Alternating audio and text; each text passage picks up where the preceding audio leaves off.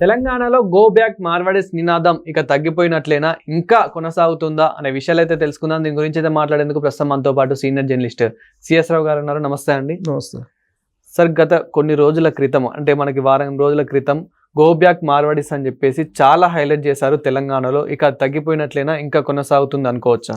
దాన్ని మరింత బలోపేతం చేసేలాగా గ్రౌండ్ ప్రిపేర్ అవుతుందని చెప్పి తెలుస్తుంది. ఎలా అని చెప్పి అనొచ్చు. ఇప్పుడు గో బ్యాక్ మార్వాడి అనే నినాదం రాగానే తెలంగాణ మేధావులు, తెలంగాణ కవులు కొంతమంది సమావేశమయ్యి రౌండ్ టేబుల్ సమావేశాలు పెట్టుకున్నారు. రౌండ్ టేబుల్ సమావేశాలు పెట్టుకుని తీసుకున్న నిర్ణయం ఏంటి? మార్వాడీలు అనే వాళ్ళు వచ్చిన తర్వాత ఇక్కడ వ్యాపారాలన్నీ వాళ్ళకి దారాదత్తం అయిపోతున్నాయి. వాళ్ళు ఇక్కడ క్రమంగా కబ్జా చేసేస్తున్నారు వ్యాపారాలని, కాబట్టి వాళ్ళు ఉండకూడదు అనేటువంటి ఒక అభిప్రాయాన్ని ఎక్కువ మంది వ్యక్తం చేశారు. ఈవెన్ మేధావులు అనుకున్నటువంటి వాళ్ళు కూడా ఇదే ఒపీనియన్ వ్యక్తం చేశారు. చాలామంది తెలంగాణకు సంబంధించినటువంటి చాలామంది మేధావులు. ఎందుకంటే వాళ్ళు ఎప్పుడు కూడా కొంత బ్రాడ్గా ఆలోచిస్తారనేటువంటి అభిప్రాయం ఉంటుంది వాళ్ళ మీద. వాళ్ళు కూడా మార్వాడీల వ్యతిరేకంగా ఈ రౌండ్ టేబుల్ సమావేశంలో ఒక అభిప్రాయానికి వచ్చారు. అంతకుముందు ప్రొఫెసర్ కంచా ఐలయ్య గారు లాంటి వాళ్ళు సామాజిక స్మగ్లర్లు కోమటోళ్ళు అని ఒక పుస్తకం రాశారు. సామాజిక స్మగ్లర్లు కోమటోళ్ళు అని. అంటే ఇక్కడ ఉండేటువంటి కోమటోళ్ళు ఈ సమాజానికి పచ్చి పీడిస్తున్నటువంటి స్మగ్లర్లు అనేటువంటి పుస్తకం రాశారు. అప్పుడు అక్కడ వ్యాపారం చేసుకున్నటువంటి కోమటోళ్ళు అంటే వైశ్యాస్, మనం వైశ్యాస్ అంటాం. వైశ్యాస్ అందరూ కూడా ఆయన్ని వ్యతిరేకించారు అప్పట్లో. అయినప్పటికీ ఆయన ఏమి వెనక దగ్గర అనేక మీడియా ఛానల్స్కి వచ్చేసి తన వాదాన్ని, తన పుస్తకంలో రాసినటువంటి అంశాలని సమర్థించుకున్నారు. సరే, కొన్ని రోజులు పాటు అది నడిచింది. తర్వాత ఇక్కడ ఉండేటువంటి వైశ్యాస్ కూడా ఆయన పట్టించుకోవాలి. ఇప్పుడు వైశ్యాసు, మార్వాడీసు వీళ్ళు వ్యాపారాలు చేసుకుంటున్నారు. బేసిక్గా వ్యాపారాలు చేసే వాళ్ళు ఎవరైనా అంటే వైశ్యాసు, మార్వాడీసు. అయితే వైశ్యాస్ చేసేటువంటి వ్యాపారాలకి, మార్వాడీలు చేసేటువంటి వ్యాపారానికి వ్యత్యాసం ఉంది అని చెప్పి ఈ మేధావుల సమావేశంలో తేల్చారు. మార్వాడీలు అనేవాళ్ళు దోపిడీదారులు అని చెప్పి ఒక అభిప్రాయానికి వాళ్ళు వచ్చారు. వైశ్యాస్ అలా కాదు, వాళ్ళ వ్యాపారం ఒక శాస్త్రీయబద్ధంగా చేసుకుంటారు అనేటువంటి యాంగిల్లో వాళ్ళు ఒక నిర్ణయానికి వచ్చారు. ఆ కారణం చేత మార్వాడీలు ఉండడం అనేది ఎప్పటికీ మంచిది కాదు తెలంగాణకి అనేటువంటి ఒక నిర్ణయానికి వచ్చారు. సో దీంతో మార్వాడీలు ఈ మేధావులు మాట్లాడుకున్నటువంటి దాన్ని, మేధావులు తీసుకున్న నిర్ణయాలను కానీ వీటన్నిటినీ గమనించి వాళ్ళు కూడా రహస్యంగా మీటింగులు ఏర్పాటు చేసుకుని ఇలాంటి సమావేశాలని, ఇలాంటి నిర్ణయాలని ఢిల్లీకి చేర్చారు. ఎందుకంటే వాళ్ళ కేంద్రం అక్కడ ఢిల్లీలో. గుజరాత్, మార్వాడీలు అంటే మనకు గుర్తొచ్చేది గుజరాత్. ఇవాళ కూడా భారతదేశం ఆదాని, అంబానీ ఏది చెప్తే అది వినేటువంటి పరిస్థితిలో ఉంది. ఇది ఎవరో అవునన్నా కాదన్నా నగ్న సత్యం. ఏ ప్రభుత్వం ఉన్నా కానీ కేంద్రంలో వాళ్ళే తెర వెనుక మొత్తం నాటకాన్ని నడుపుతూ ఉంటారు. సో ఇప్పుడు కూడా గుజరాత్ మార్వాడీల చేతుల్లోకి భారతదేశం వెళ్ళిపోయింది అనేటువంటి అభిప్రాయంతో చాలామంది ఉన్నారు. ఇప్పుడు ఆదాని, అంబానీ అసలు ఆదానీకి ఒక జిల్లానే రాసి ఇచ్చారని చెప్పేసి కోర్టే తప్పుపట్టింది కదా, జిల్లాని ఇచ్చేస్తారా ఆదానీకి అని. సో అలాంటి పరిస్థితి నెలకొంది. ఇప్పుడు మార్వాడీలు ఏం చేయబోతున్నారు? సో తెలంగాణ మేధావులు, తర్వాత తెలంగాణకు సంబంధించినటువంటి సామాజికవేత్తలు వీళ్ళందరూ సమావేశం అయ్యి వీళ్ళు ఎప్పటికైనా మనకి ఇబ్బందికరమే అనేటువంటి ఒక నిర్ణయం అయితే తీసుకున్నారు. మరి వాళ్ళు నిర్ణయం తీసుకున్న తర్వాత వాళ్ళు మాత్రం అలర్ట్ అవుతారు కదా. వాళ్ళు అలర్ట్ అయ్యి ఢిల్లీకి ఇలా ఉంది పరిస్థితి అనేది వివరించారని తెలుస్తుంది. ఇలాంటి పరిస్థితుల్లో విచిత్రమైన పరిణామం ఏంటంటే బెంగళూరులో గో బ్యాక్ మార్వాడి ఉద్యమం వచ్చింది. బెంగళూరులో కూడా రీసెంట్గా నిన్నగా మొన్న బెంగళూరులో కూడా గో బ్యాక్ మార్వాడి అనేటువంటి ఉద్యమం వచ్చింది. ఇది కొత్త బెంగళూరు కంటే కాదు. ఆల్రెడీ ఒక 7-8 ఏళ్ల క్రితం ఈ కరోనాకు ముందు ఈ గో బ్యాక్ మార్వాడి ఉద్యమం బెంగళూరులో వచ్చింది. ఎందుకు వచ్చింది అని అంటే వాళ్ళు బెంగళూరుని ఒక మాఫియా కిందకి తీసుకెళ్ళిపోయారు. వీళ్ళు ఏం చేస్తారంటే మార్వాడీలు కొంతమంది ఫస్ట్ వాళ్ళు పై లేయర్లో కొంతమంది ఉంటారు, ఒక మాఫియాగా ఏర్పడతారు. మాఫియాగా ఏర్పడి ఒక సిటీలో వాలిపోతారు. వీళ్ళు ఒక సిటీలో వాళ్ళు ఆ సిటీని కబ్జా చేసేస్తారు. కబ్జా చేసి రేట్లను హైక్ చేసేస్తారు. హైప్ చేసేసి అక్కడ అమ్మేసుకుంటారు. అమ్మేసుకొని మళ్ళీ ఇంకొక సిటీకి షిఫ్ట్ అవుతుంటారు. ఇది వాళ్ళు చేసేటువంటి పని. ఫస్ట్ ఎక్కడ స్టార్ట్ అయ్యారు? ఢిల్లీ దగ్గర ఉన్నటువంటి నోయిడాలో స్టార్ట్ చేశారు వీళ్ళ వ్యవహారాన్ని.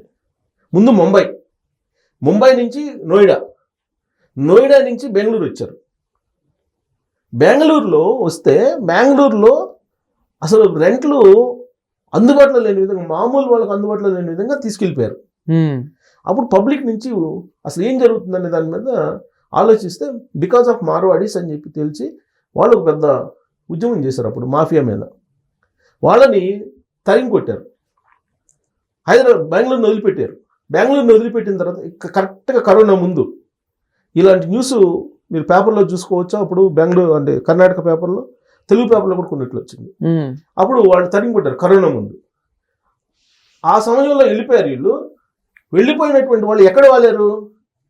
హైదరాబాద్లో వాలేరు. 2020 కల్లా హైదరాబాద్లో వాలేరు వాళ్ళు. హైదరాబాద్లో వాళ్ళు ఒక మాఫియా మొత్తం క్యాప్చర్ చేసేసారు హైదరాబాద్ని. ఇప్పుడు ప్రజెంట్ హైదరాబాద్ మార్వాడీల క్యాప్చర్లో ఉంది. కంప్లీట్ మార్వాడి క్యాప్చర్లో ఉంది ఇప్పుడు. కానీ వీళ్ళందరూ మేము కొన్ని సంవత్సరాల నుండే ఉంటున్నాము, గత 25-50 సంవత్సరాల నుంచి ఉంటున్నాము అని చెప్పే వాళ్ళే చాలా మంది ఉన్నారు. నిజమే అది. ఇప్పుడు సామాన్యంగా ఉన్నటువంటి వాళ్ళు, వ్యాపారాలు చేసుకున్నటువంటి వాళ్ళు ఉన్నారు. దాంట్లో మనం ఏమి తప్పట్టాల్సిన అవసరం లేదు.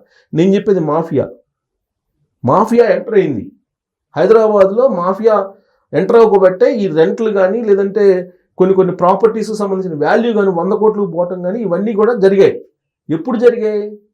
2018 నుంచి 2020 మధ్యలో ఎంటర్ అయ్యారు.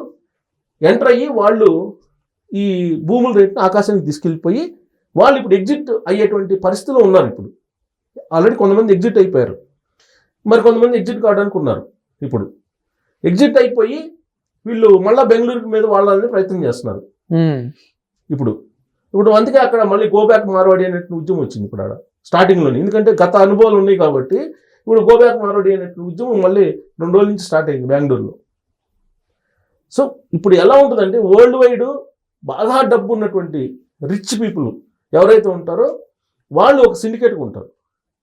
వాళ్ళు ఏ దేశంలో ఏ విధమైనటువంటి వనరుల మీద మనం పెట్టుబడి పెట్టాలి, ఎప్పుడు ఎగ్జిట్ కావాలి అనే యాంగిల్లో వాళ్ళు ఉంటారు. ఇది ప్రపంచంలో కుబేర్లు వాళ్ళ యాంగిల్లో వాళ్ళు ఉంటారు. దేశీయంగా వచ్చేటప్పటికి ఇలాంటి మాఫియా ఈ కాస్మోపాలిటన్ సిటీస్ని టార్గెట్ చేస్తారు. ఈ కాస్మోపాలిటన్ సిటీస్ని టార్గెట్ చేసి ఒక కృత్రిమైనటువంటి డిమాండ్ క్రియేట్ చేసి ఆ డిమాండ్ ఉన్నటువంటి టైంలో ఎగ్జిట్ అయిపోతారు. ఎగ్జిట్ అయిపోయి ఇంకో చోట వాలిపోతారు. ఇప్పుడు హైదరాబాదు మార్వాడీల కబ్జాల్లో ఉంది. ఒక రకంగా చెప్పాలంటే కొంతమంది మార్వాడీలు మాఫియాగా ఏర్పడి చేసినటువంటి కబ్జాల్లో ఉంది. ఇప్పుడు వీళ్ళు ఇక్కడి నుంచి ఎగ్జిట్ కావడానికి ప్రయత్నం చేస్తున్నారు. కారణం ఏంటి? ఈ గోబ్యాక్ మార్వాడి అనేది ఉద్యమం స్టార్ట్ అయింది ఇక్కడ. ఇది ఏ రోజైనా పెద్ద అయ్యే అవకాశం ఉంది. మళ్ళీ బెంగళూరు మీదకి వెళ్ళడానికి ట్రై చేస్తున్నారు. అక్కడ గోబ్యాక్ మార్వాడి అనేటువంటి ఉద్యమం స్టార్ట్ అవుతుంది. ఇలాంటి పరిస్థితుల్లో వాళ్ళు ఢిల్లీ వెళ్ళి ఇలా దక్షిణ భారతదేశంలో ఇలాంటి పరిస్థితి ఉంది. దక్షిణ భారతదేశంలో గోబ్యాక్ మార్వాడి ఉద్యమం స్టార్ట్ అవుతుంది. సో మరి పరిస్థితి ఏందనేది అక్కడ మళ్ళీ బిగ్ బాస్లు ఉంటారు కదా, వాళ్ళతో చర్చిస్తారు. వాళ్ళు ఏ నిర్ణయం తీసుకుంటారు అనే దాని మీద మన హైదరాబాద్ కానీ బెంగళూరు కానీ పరిస్థితులు ఆధారపడింది రాబోయే రోజుల్లో. మీరు అబ్జర్వ్ చేస్తే చెన్నైలో వీళ్ళ ఆటలు సాగవు, మరి ఇక్కడ ఎందుకు సాగుతుంది? కేరళలో సాగవు, మరి ఇక్కడ ఎందుకు సాగుతుంది? అంటే మాఫియాతోటి ఇక్కడ ఉన్నటువంటి వాళ్ళు పొలిటీషియన్స్ కొంతమంది టైఅప్ అయ్యారు. ఫస్ట్ వాళ్ళు చేసేది అది, లోకల్గా ఉండేటువంటి పొలిటీషియన్స్ తోటి టైఅప్ అవుతారు. టైఅప్ అయిపోయి స్థానికంగా వాళ్ళకి తిరుగు లేకుండా చూసుకొని ఇంకా అక్కడి నుంచి వాళ్ళ ఆహ్వాన్ని కొనసాగిస్తారు. అదే హైదరాబాద్లో జరుగుతుంది. ఇప్పుడు హైదరాబాద్ ప్రజెంట్ క్యాప్చర్లో ఉంది. వాళ్ళు ఎగ్జిట్ అయ్యే పొజిషన్లో ఉన్నారు. ఇప్పుడు పీక్ స్టేజ్కి తీసుకెళ్ళిపోయారు. ఈ రేట్లతో ఎగ్జిట్ కావాలనుకుంటున్నారు. ఎగ్జిట్ అయ్యి మళ్ళీ బెంగళూరులో వెళ్ళాలనుకుంటున్నారు. అక్కడ గోబ్యాక్ మార్వాడి ఉద్యమం స్టార్ట్ అయింది. సో కాబట్టి మార్వాడీలు గోబ్యాక్ అనేది ఈ ఉద్యమం చేస్తూనే ఉండాలి నిరంతరం. అదే ఈ నిరంతరం చేయకపోతే కనుక ఏ రోజైనా వీళ్ళు మొత్తం క్యాప్చర్ చేసేసి అందరి మీద ఆధిపత్యం చలాయించడానికి సిద్ధంగా ఉంటారు. ఇప్పుడు ఢిల్లీ బిగ్ బాస్లు వీళ్ళకి అండగా ఉంటే కనుక రాబోయేటువంటి రోజుల్లో దక్షిణ భారతదేశం టోటల్గా నార్త్ వాళ్ళు క్యాప్చర్ చేసే అవకాశం. ఇప్పుడు హైదరాబాద్ని క్యాప్చర్ చేసిన నార్త్ వాళ్ళు ఇప్పుడు లెక్కేసుకుంటే ఆంధ్రప్రదేశ్ లేదంటే తెలంగాణ వాళ్ళు లెక్కేసుకుంటే వీళ్ళ ఇద్దరికన్నా కూడా బలంగా నార్త్ వాళ్ళు ఉన్నారు. ఆర్థికంగా బాగున్నారు. అలాగే జనాభా పరంగా కూడా చాలామంది ఇక్కడికి హైదరాబాద్కి వచ్చున్నారు. బీహార్ వాళ్ళు వచ్చినారు, రాజస్థాన్ వాళ్ళు వచ్చినారు, గుజరాత్ వాళ్ళు వచ్చినారు, యూపీ వాళ్ళు వచ్చినారు. మీరు ఏ మూలకన్నా పోండి, ఏ క్యాబ్ అన్న ఎక్కండి, ఏ ఆటో అయినా ఎక్కండి, మీకు నార్త్ వాళ్ళు కనిపిస్తారు. అవును. లేదా ఏ ఇంటి దగ్గర కన్స్ట్రక్షన్కి వెళ్ళండి, నార్త్ వాళ్ళు కనిపిస్తారు. లేదా ఏ రియల్ ఎస్టేట్ కంపెనీల దగ్గరికి వెళ్ళండి, ఆడు ఖచ్చితంగా నార్త్ తోడు పార్ట్నర్గా లేకుండా ఆ రియల్ ఎస్టేట్ వెంచరే ఉండదు.